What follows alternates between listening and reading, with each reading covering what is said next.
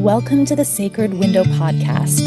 Here, we look closely at the intersections of the postpartum window, the Ayurvedic perspective on health and healing, and the universal mother principles that are the keys to giving and receiving effective care. Hello, I'm Christine Devlin Eck. I'll be taking you through interviews with professionals who are making a profound difference in the lives of their clients, conversations with individuals brave enough to share their stories of vulnerability as a way to lift up others, and my own journey through birth, parenting, caregiving, and building a conscious business. We are here to honor the sacred windows, the profound transitions in life that give it all meaning. Welcome to the conversation. And I will never be the same again.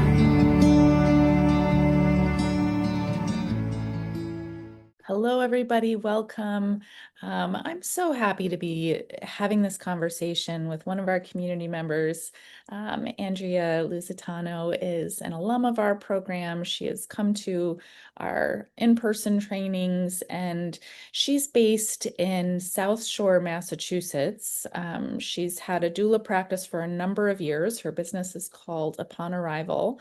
Andrea, I invited Andrea here today because I had this thought that it's really phenomenal to be able to learn from one another in community about how we build our businesses, how we create the type of services that we're called to. And there's nothing better than talking to other people who are doing it. And Andrea is really, even before you started our program, Andrea, you had a beautiful practice, but it's just really grown, and I really admire everything you've done. And so thank you for being here with us to talk about it today.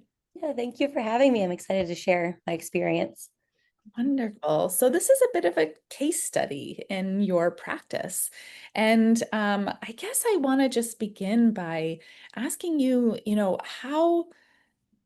how did it feel when you were first starting out? Like, what was the hardest thing for you when you were first starting out as a doula? When I was first starting out, kind of figuring out the style that I wanted to give to my community, because when I first learned about postpartum doulas, the first thing I came across was the very practical care, Western-based trainings. And I didn't really even know what a postpartum doula was when I was studying, like looking through the trainings. I feel like a lot of people are just like, oh, I was a nanny, which I was before. I was a teacher, which I also was before.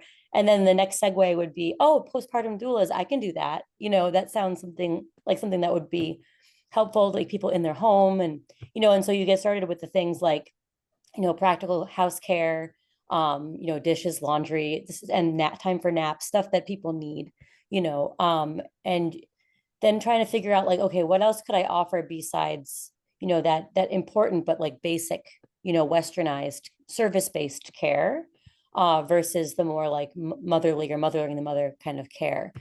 So, and then also the other thing that was really hard was like figuring out how to get my name out there and like figuring out what I do and how to tell people about it, so that they could find me. I'm lucky to live in an area with a lot of other doulas, birth, postpartum, all sorts of different types of doulas. And we all work together, which is nice. Nobody's competitive, which is really great. But because there's a lot of us around here, it's hard to figure out how to, just market and figure out how to get to the people who are looking for a specific type of doula, and then figuring out what that type is for myself, like what I wanted to offer the community first before I advertised it. Yeah. And so when you were going through that process, um, what was one thing that helped you to really land in, oh, okay, this is me. This is who I want to be in my practice? What was there like a shift that happened for you? Oh, definitely. I was kind of researching more holistic aspects of mother care. I kind of forget how I landed on like exactly like looking into the mother care aspect. I believe it was because I was reading about what postpartum doulas do after I took my training with a bigger company, and like beyond the practical care. And I read that a lot of people were doing things like body work or cooking. And I was like, oh, I like doing those things. Like I could do cooking. And then I found the book Newborn Mothers by Julia Jones. And I read that and ate it all up. It was such a game changer for me. So I ended up taking that training as well online because she offered at the time. The Newborn Mothers Collective is what it was called. I think it's a different name now. Um, but I was lucky enough to be able to take that online training. It was a short one, and I read the book, and just it opened up the whole world of like Ayurvedic mother care, which I thought was just beautiful and felt like the right vibe for what I was trying to figure out what to offer my community, because nobody around here really does that. There's a few massage therapists here and there, and perinatal specialists, but nobody really does like the postpartum doula Ayurvedic aspect around here. So I thought that was a need in my community. Right. I love that. And Julia and I shared a teacher, Isha Oakes, Yeah. and I remember connecting with her right as we were getting started. And it's just so beautiful to kind of weave the whole, just this whole movement of bringing back this ultra traditional Mhm. mother-centered approach to Yeah. postpartum. So you did this course, you kind of were like realizing um, the scope of what was possible. And then there was like a journey of like gathering all of the pieces that you wanted in place around that in order to do it.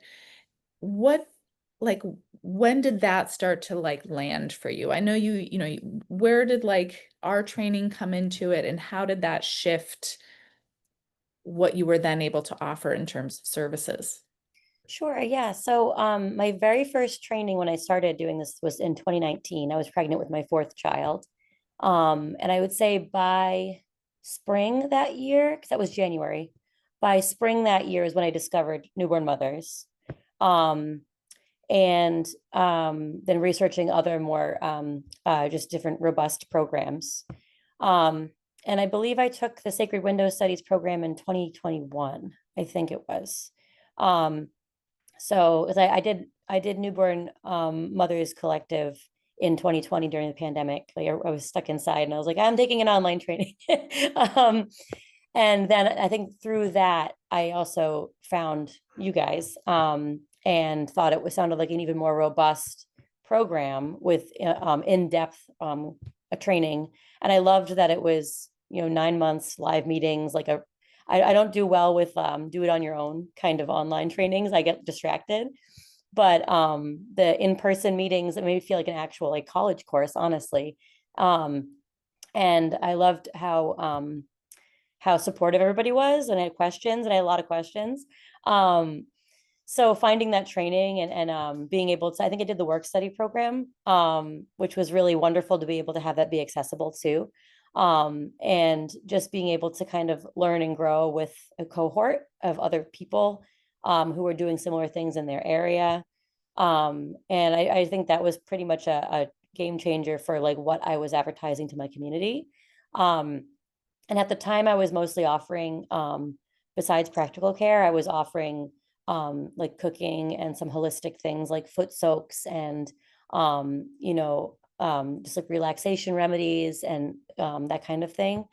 I used to be an art teacher, so I was also kind of putting in some of like this therapeutic art making with my community, which kind of fits in as well. And I learned about Labyrinth, like Pam England's trainings in her Labyrinth work for birth. So adding in the art things in there and just kind of like building blocks, like really just kind of building my business from practical care to holistic care to specialized care of things I already knew how to do, like art teaching and things like that. And just kind of using my experience in life and my previous careers as a good jumping off point. That and a whole lot of networking in my community and talking about what I was doing as I was doing it and what I was learning as I was learning it. Oh, that's so awesome. And Mhm. I want to get into that piece of it deeper, Andrea, but I love how you pointed out something that really sticks out to me is you took what you have already built in the different areas of your life. You looked at, what am I really good at? What is my background? What are my strengths and my callings? And you created a doula business that really brings those things in. And I love that. I love the creativity behind doula care, and that our practice shouldn't look exactly like the next person's practice. It should be the practice that is organically created by our unique qualities. So I love that.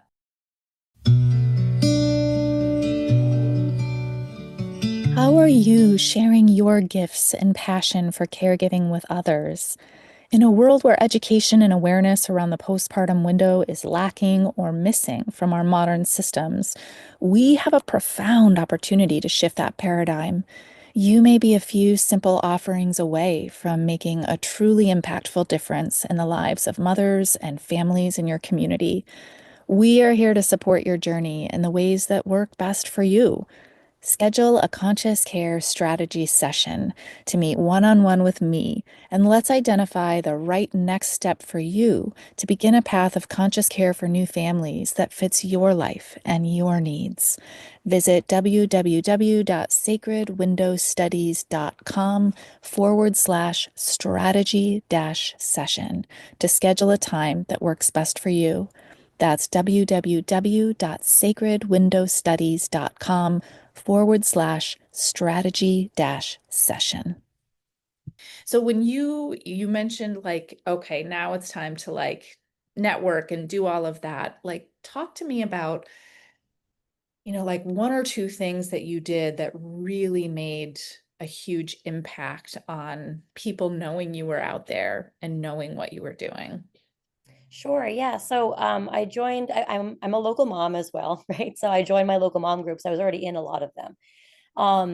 And at first I was doing like everybody else does. They post like their business, and that's like, according to the rules of the group, obviously. But usually that gets lost in the mix. But I found that like thinking out loud with the moms in the group was really helpful. So I would post an idea I had for a package and was like, would anybody be interested in this kind of a package, like this kind of a structure for a day? And, kind of describing what I was thinking. And then I got a bunch of people who had input and then a few clients out of that who were like, I would love that. I'm going to hire you right now. Um, so just like talking about my business to anybody who was interested, and kind of brainstorming with my community about what they needed, and giving them the opportunity to either give input or to take part in it. So that was one big thing. And then the other thing was I did a few of my neighborhood early childhood festivals and fairs, and networked with people who run like the family networks around here in Plymouth County. And I was talking about this other program that I worked for. As I also networked with a lot of doula agencies around here and just talked to other people who own businesses and what their experiences were.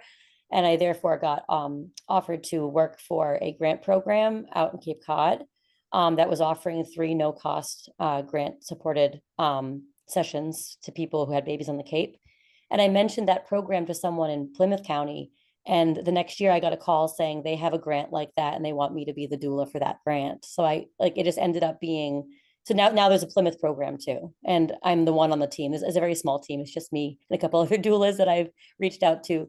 But just kind of just talking, just talking to people around who are interested, because they usually have a reason for why they're interested. Either they want to hire you, or they want to create a program just like that one, or they just want to reach the community in some way, and that's why they're asking. So just talking a lot to people and posting a lot about what you do, that was really helpful. I love that. I love that. And it's, we think about it, just having conversations, it goes so far in helping. When you think about, like, did you have any sort of fears or doubts in yourself that you needed to overcome along your journey? Oh, sure. Imposter syndrome is so real. I had it when I was an art teacher too. Like every new job I ever started, I was like, I shouldn't be here. What am I doing? Especially with postpartum care. I always tell people it doesn't really feel like a job, because I feel like it's like taking care of friends that I've made. So I don't really feel like I'm working. So then I'm like, why am I taking money for this? Like, why am I like, are they just paying for me to come talk and do their dishes sometimes? Like sometimes that's all they really need is company. And then I feel like, oh my gosh, like I'm like, I should just be here doing this, but not making it into a business or like, but it's a real need, and just kind of getting over that kind of view of yourself, and viewing yourself as a professional versus somebody who just likes to cook for people. They can be both. You can be a professional, some person who likes to cook for people, that's fine. But people are willing to put financial energy towards things that they feel are necessary and needed. So making sure that the things I'm doing are needed, and they obviously are, because I have some services that are more in demand than others, and I phased some out over the years because they're just not really, people aren't really like looking for that. But yeah, the imposter syndrome was tough to get over. But once you kind of realize that people do view you as a professional, you can start to view yourself that way as well. Yeah, I love that. And it's sort of like you just got to do it. And then Yeah. as you do it, it Mhm. starts to shift in your consciousness about, oh, yeah, okay. Yeah, exactly. Yeah, it's getting over that hurdle. Mhm. That's beautiful. Like, have you noticed that there's one type of service or package that your community is really drawn to in your work? Sure. Yeah. I've started to become known as the doula who cooks. So I'm getting calls from like way out in like Provincetown, which is way too far for me to travel, and like, but they heard about me because I like have meal packages. So cooking is huge. I've even started offering like just cooking services for people who aren't postpartum. In my community, the people are looking for like personal chef type of things. Um, so cooking was a huge thing, and then body work was the other thing that is a really popular option. People will just buy 1 to 3 body work sessions, and that's all they want. And I've gotten a lot of people who are just interested in just the idea that somebody would come to their house, set up a space for them, and they can take a 45 minutes to an hour to relax on a table, you know. So those are probably my two biggest ones, with a close runner up being Kung belly binding. That's another one that people like to add on to their existing packages. Yeah. Very cool. Mhm. If you were to give your younger self any piece of advice about how to make your journey a little more seamless, what would you tell yourself? I would say to kind of lean into the strengths of what I already know. So I kind of got sidetracked with the business aspect too early, trying to like make flyers and, post the advertisements, make the website, which is important, all that stuff. But just like I would tell myself that, like you said, having conversations is the most important thing. I had always heard that networking was the big thing to do, but I thought that was just like, advertising. I didn't realize it was like just literally just talking to a mom on the playground, posting in a mom group a question that I actually have and wanted answers to, and just being part of the community and weaving the business in organically and authentically, rather than just trying to post like a flyer on a billboard in a cafe. Um, so just really leaning into the networking and like conversation aspect of things first and foremost. Once I figured out like what type of business I wanted to do anyway, and like what I was talking about first with people. So yeah. I love that. I love that. And I just want to thank you so much for sharing these reflections with us because, again, it's one thing to go through the education and take in all the theory and take in even, as you've been to the hands-on training and practicing the body work and doing all that, but to actually begin offering it to people in our community is something that can feel intimidating, and it's just about getting out there and beginning and see what unfolds and see what we discover, because every family we work with is like a whole course of study in itself, because everyone has unique and beautiful needs. Mhm.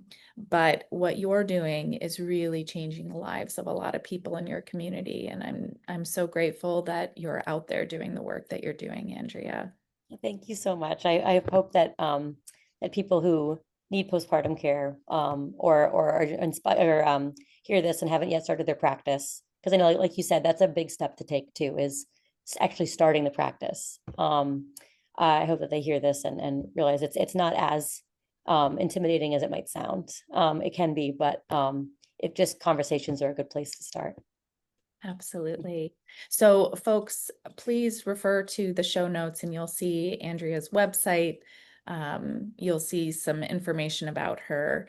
But as you know, this is a community of professionals. This is a community for aspiring professionals. So we are here for one another. So there's many ways that you can get in contact with our community members, with us. So know that in this work, even though you may be far apart from one another, you're not alone. And there are so many others to utilize as your support system. So thank you all for listening. Thank you, Andrea, so much. Thank you very much too.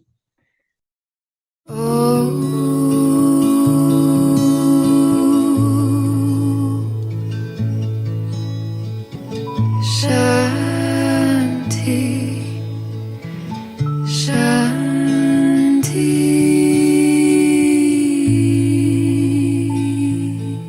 The Center for Sacred Window Studies has been training postpartum care providers, professionals who work with new families, and individuals passionate about postpartum care since 2018.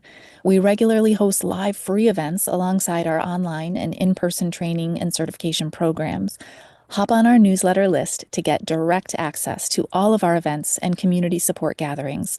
Our mission is not only in training conscious postpartum care providers, but in fostering a robust, informed, and thriving community of postpartum professionals. Once you step inside, you're family forever.